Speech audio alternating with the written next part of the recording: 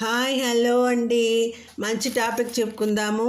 భార్యాభర్తల బంధం స్వర్గతుల్యం కావాలంటే భార్యాభర్తల అనుబంధం గురించి కొన్ని అమృత వాక్యాలు మీకోసం. నీకెంత అదృష్టం కలిసి వచ్చినా, నువ్వెంత కష్టం చేసే వాడివి అయినా, నీ భార్య సహకారం లేనిదే నువ్వే రంగంలోనూ రాణించలేవు. తన భర్త ఆదాయం ఖర్చులను గమనిస్తూ తనకు సంబంధించిన ఖర్చులను తగ్గించుకునే భార్య నిజంగా ఓ వరమే. అర్థం చేసుకునే భార్య దొరికితే అడుక్కు తినేవాడు కూడా హాయిగా జీవిస్తాడు. అహంకారి భార్య దొరికితే అంబానీ అయినా సన్యాసంలో కలవాల్సిందే. ప్రతి భర్త తన భార్యను మరో తల్లి రూపంగా భావిస్తే, ప్రతి భార్య తన భర్తను మొదటి బిడ్డగా పరిగణిస్తుంది. ఇదే మధురమైన బంధం. ఇప్పటికీ ఎప్పటికీ భార్యకు సేవ చేయడం అంటే బానిసగా బతుకుతున్నామని కాదు అర్థం. బంధాన్ని గౌరవిస్తున్నామని అర్థం.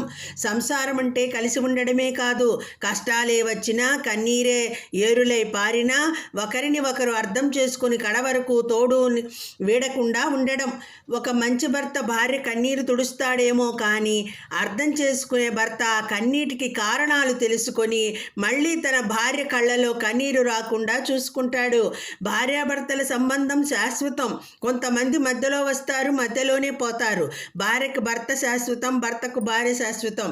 ఇంటి వ్యవహారాలు చక్కగా నిర్వహించగలిగే ప్రతి గృహిణి గొప్ప విద్యావంతురాలి కిందే లెక్క.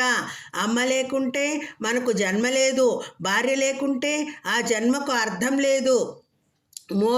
మోజు తీరగానే మూలనేసేది కాదు మూడు ముళ్ళ బంధం. ముసలితనంలో కూడా మనసెరిగి ఉండేది మాంగళ్య బంధం. బంధాలు శాశ్వతంగా తెగిపోకుండా ఉండాలంటే ఎదుటివారు తప్పు చేస్తే క్షమించాలి, మనం తప్పు చేస్తే క్షమించమని అడగాలి. Okay, thank you all. బాగుందండి వీడియో నచ్చితే లైక్ చేయండి. Okay, thank you all.